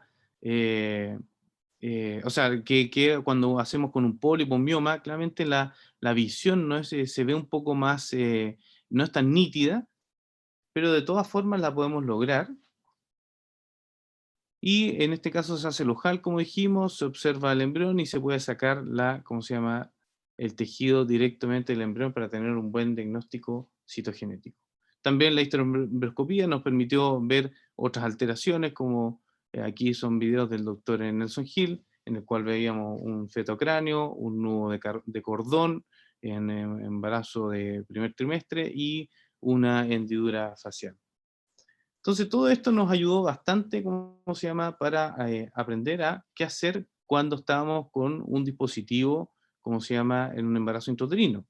Entonces, si no se ven las guías y el dispositivo, como se ve en el esquema, se ve que, ¿cómo se llama?, si está atrás del ecuador, pareciera ser que es mejor sacarlo con histeroscopía. Y así empezaron a publicarse los primeros, ¿cómo se llama?, reportes del 2014, en el cual esta es una, ¿cómo se llama?, gran serie de distintos tipos de patología, en los cuales describen 7 embarazos con dispositivo intrauterino, donde se utilizó un histeroscopio 5 French, que es lo que estamos hablando, un Betoki. Hoy en día hay otras tecnologías, hay otros instrumentos que tienen el mismo diámetro, una presión intracavitaria de 70 milímetros de mercurio, y una media del embarazo de 8 semanas para, ¿cómo se llama?, con profilaxia antibiótico, con muy buen resultado. Y ya en 2016, el doctor Sanders en Canadá publica esta gran serie en el cual de 26 pacientes logra una extracción exitosa en 23 casos, en el cual Tiene un muy buen, ¿cómo se llama?, resultado, en el cual tiene 21 casos, 20 casos con embarazo a término, y hubo solamente 3 casos con parto pretérmino, en los cuales de los 3, uno había sido un dispositivo que lamentablemente no lo había podido retirar. Otras publicaciones del 2017 ya muestran 8 casos con embarazo de primer trimestre, en el cual se intentó hacer, como dijimos anteriormente, una extracción en la consulta, en el policlínico, con una pinza bajo visión ecográfica, y en ese contexto se hace una estereoscopía de consultorio, en el cual se distiende nuevamente un estereoscopio de 5 French, ahora con una solución fisiológica de 40, a una presión de 40 milímetros de mercurio, o sea, mucho menor, y con un suero fisiológico tibio con ecografía simultánea, y logra un buen resultado. Toma estos dispositivos no de las guías, sino que fundamentalmente del brazo, y obtiene 7 procedimientos exitosos con un aborto en uno de estos pacientes. Los otros 7 procedimientos exitosos fueron 7 partos de término. Entonces es importante saber que previo al procedimiento debemos tener un buen consentimiento informado. Claramente no es un procedimiento inocuo, es un procedimiento que tiene su riesgo, debe hacerse con gente experimentada, debe confirmarse ecográficamente la posición del dispositivo. Habitualmente, como les dije, más o menos un 60, un 70% van a estar antes, en forma más anterior al saco gestacional, y el otro 30% va a ser más difícil cuando está el dispositivo detrás del ecuador del saco gestacional. Comprobar siempre la viabilidad fetal pre y post procedimiento, y utilizar una profilaxis antibiótica. Este es el ¿cómo se llama? El procedimiento que está descrito por el doctor Sanders, lo pueden ver en la revista JMIC. Se introduce entonces la óptica, como se llama, para obtener, como se llama, la visualización del saco gestacional. Se empieza a instilar este suero fisiológico tibio, y eso empieza a hacer una pequeña disección del saco gestacional con respecto a la cavidad endometrial, lo cual da espacio para poder, ¿cómo se llama?, para poder retirarlo con más tranquilidad, como lo vamos a ver más adelante en el siguiente video. Después de ver estas presentaciones, yo hice mi primer caso en 2016, lo presenté en el Congreso Chileno de Obstetricia y Ginecología, donde una paciente con un dispositivo intrauterino también, que se intentó retirar por vía con pinza y con ecografía simultánea, no se logró. Entonces hicimos una estereoscopía. En mi caso lo hacemos en pabellón, con la paciente sedada, en un ambiente, ¿cómo se llama?, de más estéril, pero se introduce el mismo histeroscopio de Toki que usamos en el consultorio. Ahí se observa claramente el dispositivo que no tiene las guías, y hacemos en simultáneo la imagen ecográfica. Y lo que yo les vuelvo a repetir en estos casos es, creo que es súper importante esta disección que hace el suero lentamente, que ingresa lentamente con una presión de 40 milímetros de mercurio, nos permite separar el saco de la decidua, y de esa forma tener espacio para poder ir arrastrando el dispositivo sin dañar durante ese trayecto el saco gestacional, con una ecografía simultánea para, para optimizar la visualización tanto vía histeroscópica como ecográfica. Y este es el último caso que hicimos este año, una paciente, eso sí, que dio también controversia, porque era un dispositivo intrauterino, pero no de cobre, sino un dispositivo de Leonard medicado con levonorgestrel, en el cual se ven ahí claramente en la ecografía 3D los brazos que están en contacto, el brazo izquierdo con el contacto con el saco gestacional, y está detrás del ecuador del saco gestacional. En este caso, entonces, hacemos la histeroscopía nuevamente en pabellón, con antibióticos, con el consentimiento informado de la paciente, y nos introducimos al canal cervical. Entonces, si se fijan, la visión nunca hay harto mucosidad, hay harta tejido celular, por lo tanto, no es tan nítida la visión, y por eso la ecografía simultánea es tan importante, como se observa ahí en el picture in picture. Y en este caso, justo llegando al orificio cervical interno, ya se ven las guías. Se empiezan a ver las guías, lo cual nos permite no necesariamente ingresar a la cavidad endometrial. Nos permite, ahí se observan claramente las guías. Y eso entonces,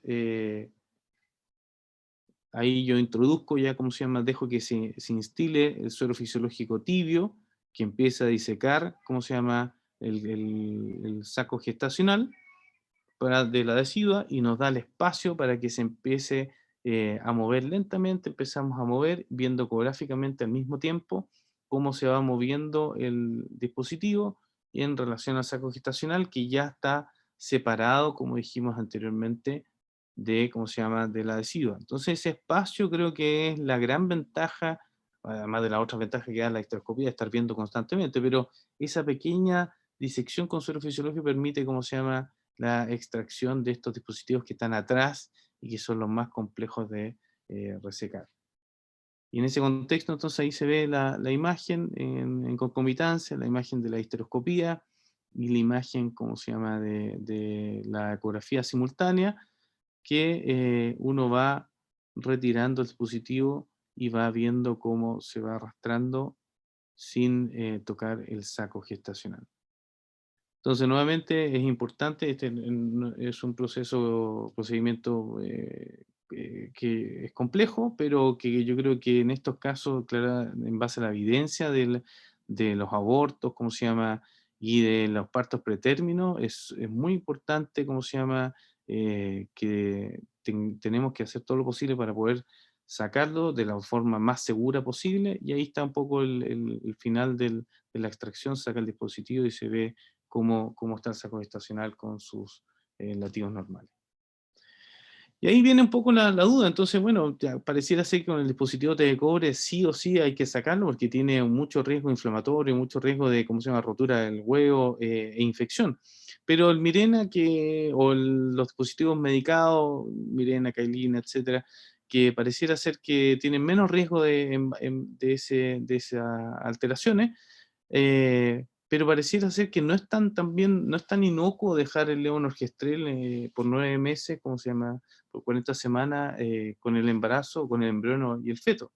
Y aquí, este último año, salió en el Journal Pediatric Urology del 2020 este reporte de 4 casos en el cual de embarazos intrauterinos con el dispositivo medicado con levonorgestrel, en el cual tuvieron una virilización de los genitales, y en el cual se estudiaron desde el punto de vista genético, eran 46X sin problema, y con una evaluación hormonal normal y con ausencia de hiperplasia adrenal congénita. Por lo tanto, pareciera ser que la principal causa de estos 4 casos son en base un poco al levonorgestrel, que ha estado en contacto con el embrión y el feto durante estas 40 semanas. Entonces, todas las pacientes tenían fusión de los labios, eran muy similares, con fusión de los labios posteriores, el seno urogenital y el cuerpo perineal largo, y uno tenía un ano ortotópico. Y un paciente tenía una clítoromegalia leve. Entonces, en base a eso, Bayer en su prospecto con respecto a los dispositivos medicados establece que habría algún riesgo, ¿cómo se llama?, de las progestinas. Ahora no está claramente estipulado, falta evidencia, por supuesto, de ver que los porcentajes con respecto de esta virilización, pero llama la atención estos 4 casos que son muy similares, que los publica el doctor Juven. Entonces, en rigor, en estos minutos sigue siendo, como conclusión, es muy importante, ¿cómo se llama?, que si tenemos un dispositivo con un embarazo, debemos, ¿cómo se llama?, tal como dice la OMS y la FIGO, tratar de extraer el dispositivo a toda costa, ojalá hacerlo en la consulta y ojalá con, ¿cómo se llama?, con ecografía de forma simultánea, y aquellos en los cuales no vemos la guía o tenemos un intento frustro de hacer, ¿cómo se llama?, esta extracción bajo visión ecográfica en la consulta, suena razonable de plantear una histeroscopía con las características que dijimos bajo visión ecográfica para poder extraer este dispositivo. Muchas gracias nuevamente por la invitación. Agradecer al doctor Arias, al doctor Campuzano y Exceltis por este maravilloso webinar. y, ¿cómo se llama?, quedo atento a dudas que puedan surgir más adelante.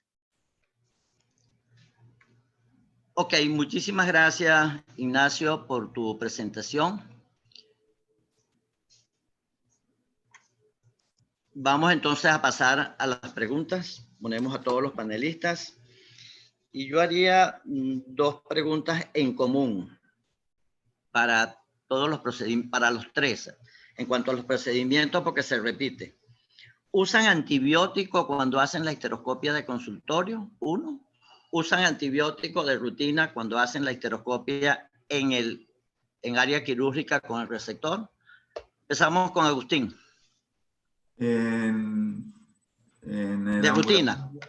En el ambulatorio no uso de rutina antibiótico, sí uso de rutina en la cirugía operatoria en bloc. Normalmente uso solidina 2 gramos y nada más en el intraoperatorio. En bloc, sesiones. En uruguayo y en brasileiro, bloc es cuando haces en quirófano. Quirófano, exacto. Sí. Luis. No y no. No en consulta y no en quirófano de rutina. Perfecto. Ignacio. Yo como el doctor Rual, creo en el consultorio nada y en, ¿cómo se llama?, en quirófano sí, una dosis profiláctica. Perfecto. La otra pregunta en común es el second look precoz. En las patologías que ustedes plantearon ahora, ¿le haces second look, Agustín, cuando retiras restos? Tú, no lo que dicen los trabajos, sino lo que tú haces.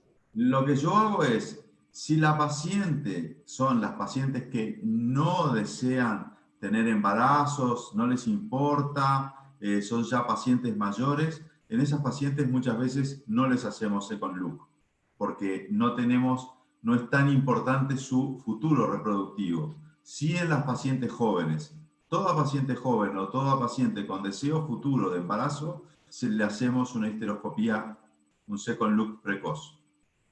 Aunque tengas seguridad cuando hiciste el procedimiento de que había salido todo. Sí, porque me he llevado alguna sorpresa. Ok. Luis Alonso, en las malformaciones, el second look de rutina precoz. No, hasta hace poco sí lo hacía, pero desde hace 2 años estoy realizando eco 3D. Ok, muy bien, perfecto. Ignacio. Sí, depende del tamaño de los restos ovulares. Si es poco, se ve que está pediculado y la lesión que uno va a retirar es muy, muy pequeña, en general no, nada. Y tal como dice el doctor Rual, también la edad, si va a buscar otro embarazo, claramente sí. Y ¿cómo se llama? El resto, cuando son muy, muy extensos, es muy tejido muy friable, sí hago un second look a los más o menos los 30, 40 días. Ok, bueno, estamos, creo que prácticamente todos en la misma sintonía. Luis Alonso, cuando tú mencionabas que usas mucho el Gubini, yo conozco 2 Gubini, el original que salió primero, que era de 16 frames, y el segundo, que es el de 18.2. ¿Tú te referías a usar el Gubini, el original de 16 o el de 18 frames? El original. Yo tengo el original. Además que el original había una diferencia que era redondeada la punta y no era oval. ¿Vale? Luego, sabes que las guerras que ha habido comerciales por sacar el mini resector un poco más pequeño, ¿no? Pero yo sigo utilizando el original, el primero que salió. Ok. Y completo contigo, en base a tu presentación, ¿qué papel juega en este momento la histerosalpingografía en el diagnóstico de las malformaciones? Vamos a ver, la histerosalpingografía es una prueba muy buena para valorar desde forma uterina y sobre todo las trompas, y que a veces nos ofrece información sobre la morfología de la cavidad. Pero no creo que sea una prueba de primera línea para diagnosticar malformaciones uterinas. Otra cosa es que a través de esa prueba las diagnostiquemos, ¿no? Pero no creo que sea una prueba dirigida a diagnosticar malformaciones uterinas. Yo Ok. la utilizo pedida por mí. Otra cosa es cuando es una paciente que me viene por algún estudio básico de fertilidad y para valoración de trompas. Yo la estoy utilizando en síndromes de Asherman muy severos. ¿Vale? En esas pacientes le solicito previamente, cuando por histeroscopia veo que no tengo acceso a cavidad, pero hay algún pequeño poro que me da la sensación que pasa suero y tal, y por eco 3D o sonoeco 3D tampoco consigo aclararme mucho, a esas pacientes le estoy pidiendo una histerosalpingografía. Porque es verdad que el contraste me rellena a veces pequeñas lagunas de cavidades que hay interconectadas entre sí, que es imposible verla en una histeroscopia en consulta y es imposible identificarla con la sonoeco 3D, ¿no? Porque no hay distensión, básicamente. Y en ese el caso que yo pido histerosalpingografía para tratar de detectar algo dentro del útero. No sé Sí, si me he explicado, ¿no? En cuanto a la sí, sí, sí, histerosalpingografía y las malformaciones. Eso. sí, muy entendible. Pero en la cineca tienes mucha razón porque se puede visualizar por donde pasa el líquido y orientar la cirugía cuando lo estás haciendo con tijera o con resector hacia hacia la izquierda, hacia la derecha, hacia abajo, hacia arriba. Orienta cuando tienes algo que te tapa como un telón por delante, lo cortas y entras a esa cavidad que puede todavía mantenerse no adherida. Es a eso a lo que te referías. Efectivamente. Exactamente. Agustín, te quería preguntar, que han preguntado mucho por el chat, sobre la utilidad del metotrexate previo a el retiro de los restos ovulares, sea con tijera, sea con grasping, sea con resector. Ahí es fundamental la valoración que nosotros tenemos con el ecografista. Si el ecografista me está planteando de que tengo mucha vascularización con acretismo placentario, en ese tipo de pacientes siempre utilizo el metotrexate hasta lograr una desaparición casi de esa irrigación que tiene toda esa gran vascularización que hay a nivel del miometrio. Perfecto, sí, hay casos que sangran, que uno se pone nervioso por la cantidad de sangre. Me gustó mucho que hayas mencionado la clasificación de Gutenberg, que tengo entendido que Luis Alonso tiene que haber estado muy vinculado a esta clasificación, que te ayuda a decidir cuándo usarlo, cuándo no, y sobre todo cuándo proceder con la parte quirúrgica. Creo que es la idea. Exactamente. ¿Puedes agregar algo, Luis? No, bueno, sí, pero lo que decías, Alfonso, es decir, esa clasificación realmente salió como primero una correlación ecográfica histeroscópica. Es decir, Agustín nos ha enseñado la parte ecográfica, pero eso se correlaciona con lo que se ve por histeroscopia.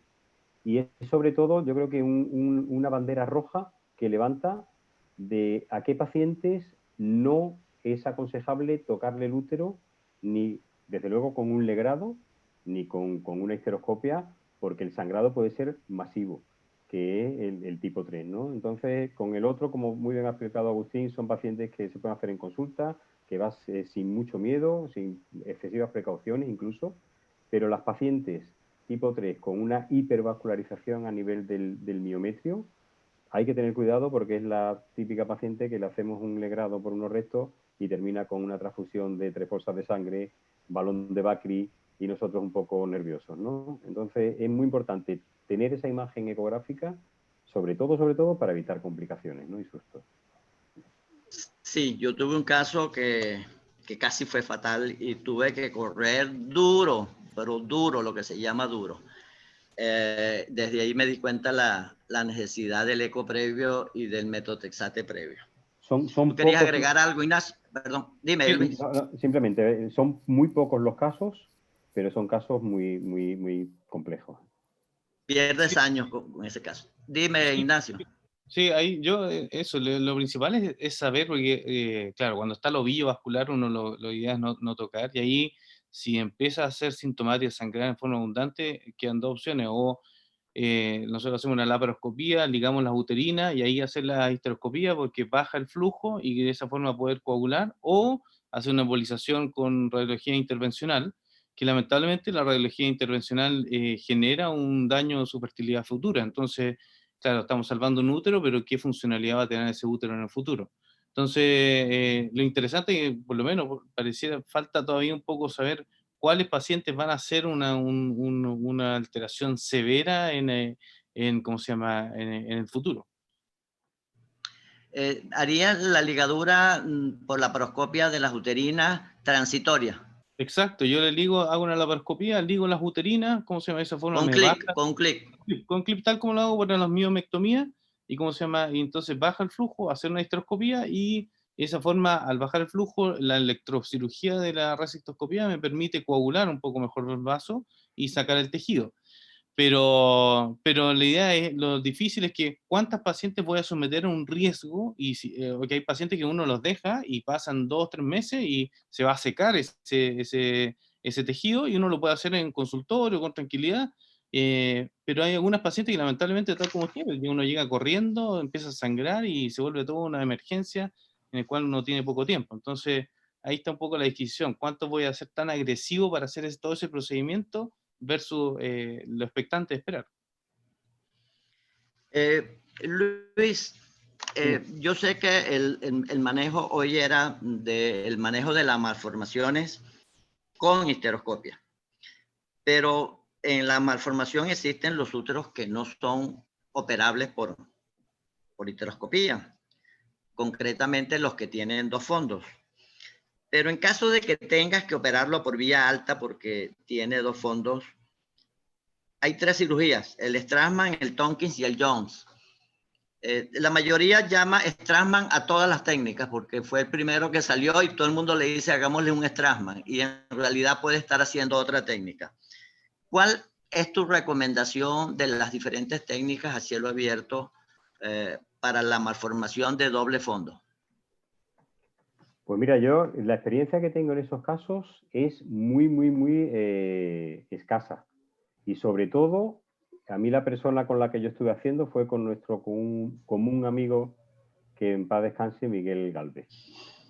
Miguelito. Y Miguelito, uno de sus cirugías favoritas era el Strassman. Y de hecho yo creo recordar que su tesis iba por ahí, ¿no? Entonces yo las cirugías que aprendí fue ayudándole a él, y las que he hecho han sido muy pocas, porque realmente son pacientes, primero que son malformaciones muy poco frecuentes, y segundo que, bueno, son pacientes que muchas veces cuando le explican los pros y los contras, pues muchas veces deciden no seguir adelante, ¿no? Entonces, casos de Strassman tenemos 4, ya te digo, 2 con Miguel y 2 aparte, con resultados buenos, ¿sabes? Sobre todo los 2 de Miguel y uno mío, pero que es una cirugía que se hace poco. Hoy en día hay grupos que hasta lo hacen por laparoscopia. A mí me parece una cosa de un virtuosismo hacerlo por laparoscopia, pues sorprendente, ¿no? Pocos casos y poca experiencia. Ok, Ignacio, ¿puedes opinar sobre esta parte?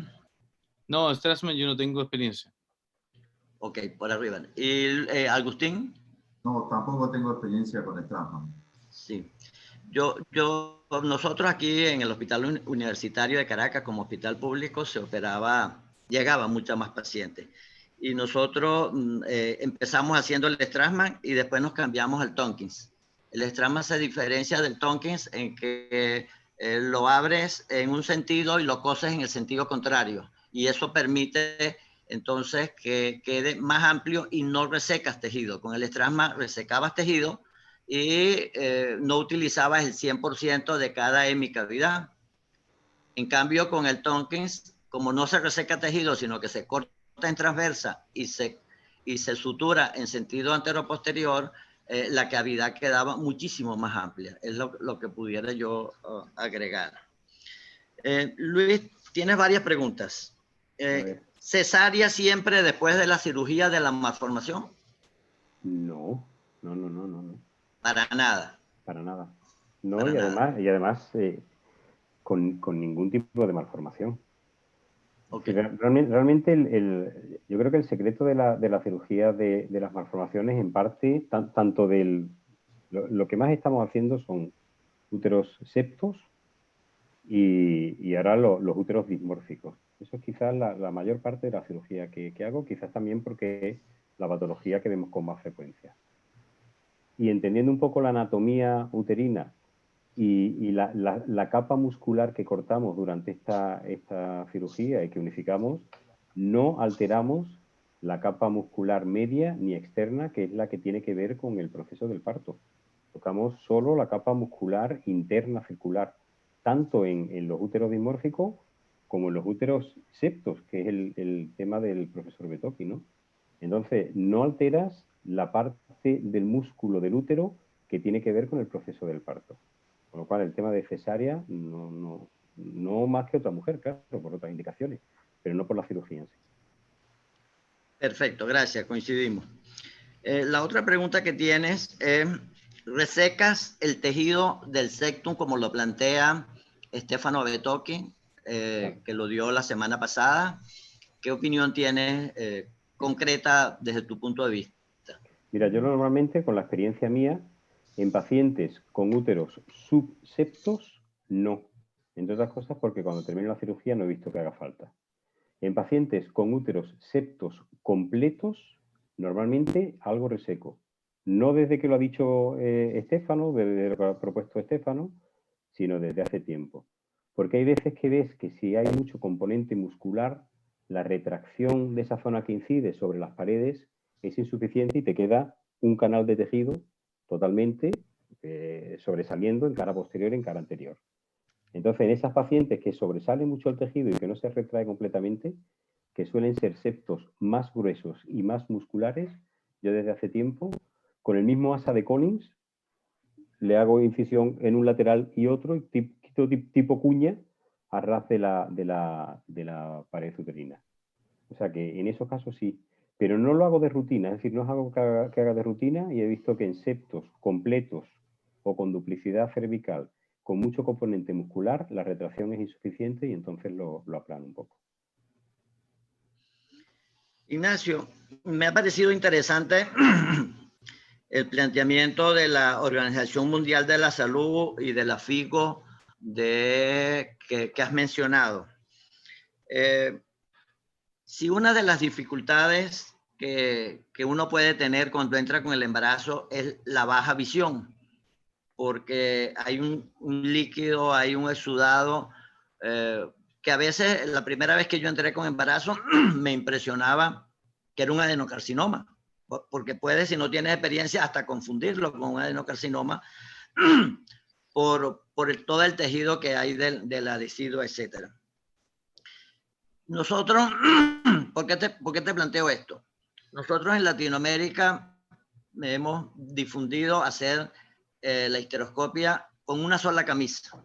Es una discusión siempre que tenemos con Stefano, que él me señala siempre que me saluda, me pone los dos dedos y yo le contesto con uno solo.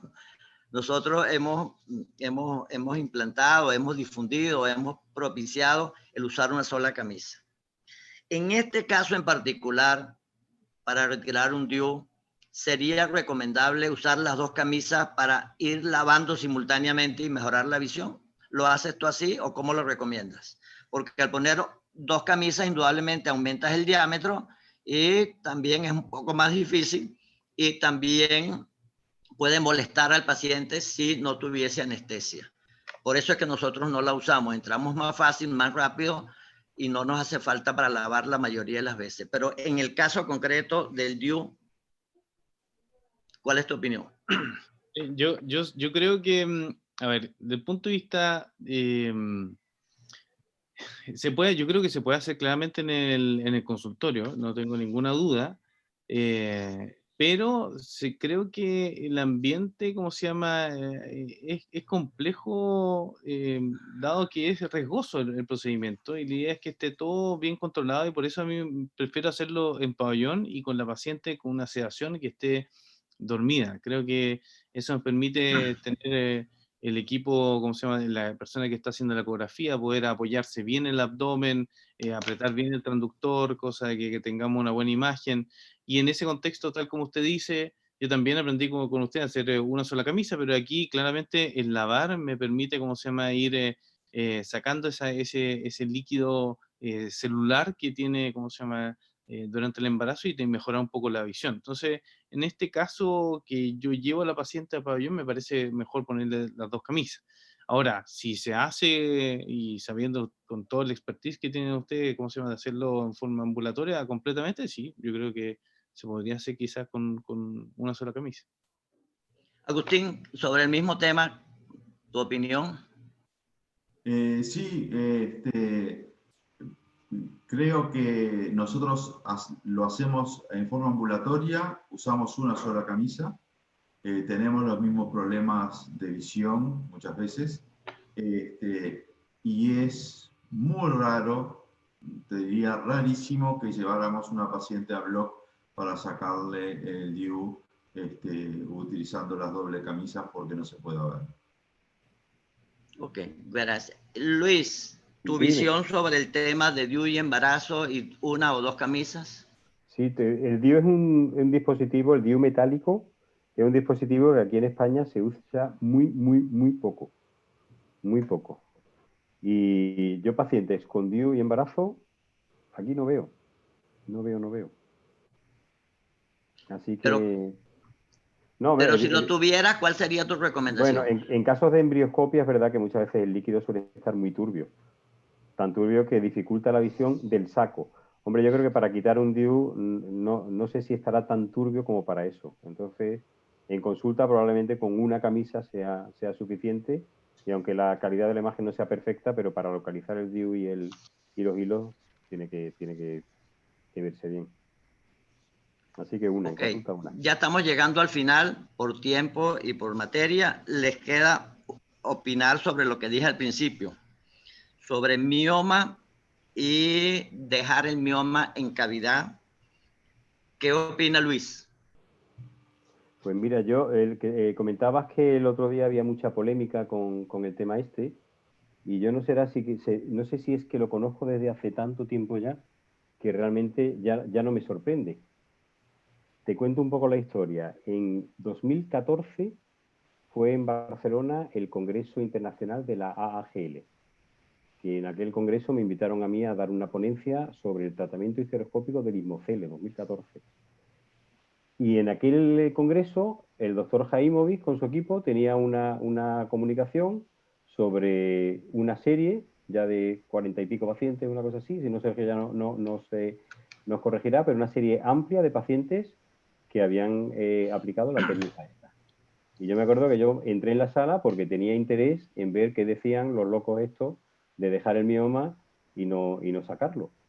Y entonces estaban Sergio y Maite López Yarto exponiéndolo, y la verdad es que me pareció una cosa sorprendente. De hecho, cuando terminó la comunicación, fui yo a presentarme: hola, mira, oye, que me ha parecido sorprendente esto que comentáis. Es decir, que no es una cosa para mí tan nueva. Y es verdad que incluso mirando atrás, la primera persona que habló del tema de dejar los miomas dentro fue Donez, que lo conocéis todos. Jack Donez. Jack Donez, y luego fue Keith Isaacson. Es decir, que es un tema que viene de tiempo, y que nuestro buen amigo Sergio, él se ha empeñado en demostrar que esto es así, y con el trabajo que ha salido, bueno, pues ha quedado demostrado que es así, ¿no? O sea que la medalla de Sergio, porque ha sido capaz de poner de acuerdo a un grupo internacional. Al final se contactaba con hospitales de 10 países, 204 pacientes, con una tasa de aceptación por parte de las pacientes altísima, y con una tasa de resolución del 95%. El 80% de los miomas estaban hasta 2,5 centímetros, ¿no? Entonces, el trabajo es muy bueno porque consigue demostrar una cosa que unos ya habían hablado, otros conocíamos, otros sospechaban. Y bueno, yo creo que abre una puerta pues para aquella paciente en la que se le ve un mioma en consulta tipo 0 y, claro, si lo quito, ¿qué hago? ¿Lo dejo dentro o cómo lo saco? Bueno, pues déjalo dentro, que es una solución sencilla, cómoda, económica, y que soluciona un problema. Entonces ahí fue donde ustedes se enllavaron y se hicieron grandes amigos y se convirtieron en grandes profesores. No, curiosamente no, porque yo ahí me presenté Y ahí quedó la cosa. Eso hasta, yo creo que un año y pico después de un congreso que hubo en Barcelona de miomas, unas jornadas de miomas. Y ahí fue ya cuando empezamos. Tú sabes que la cerveza hace mucha amistad. Total, que con una cerveza organizamos el Global Congress, y eso que Sergio no bebe alcohol, él bebe Coca-Cola cero, la cerveza Sí. me la tomé yo. Así. Qué bueno. Ahí fue todo. ¿Qué opina Ignacio y Agustín sobre el mioma en cavidad? Ignacio primero, dale. O Agustín, pues dale. Bueno, en realidad a mí me ha venido esto a solucionar algo muy importante, sobre todo en aquellas pacientes que íbamos a llevar o que llevábamos al quirófano para resecar un mioma que era grande, que nos iba a dar mucho trabajo, y ahora nos empezamos a encontrar que muchos de esos miomas, que son grandes, y estoy hablando de miomas de 5, 6 centímetros, y que uno se ve que por su propio peso, ese tipo de miomas logran empezar a parirse más dentro de la cavidad y suelen ser mucho más pediculados. Entonces eso me ha ahorrado muchas complicaciones, porque en esas pacientes ya voy directamente a buscarle el pedículo, corto el pedículo, lo enucleo, le hago un par de biopsias al mioma y me voy. Perfecto. Ignacio.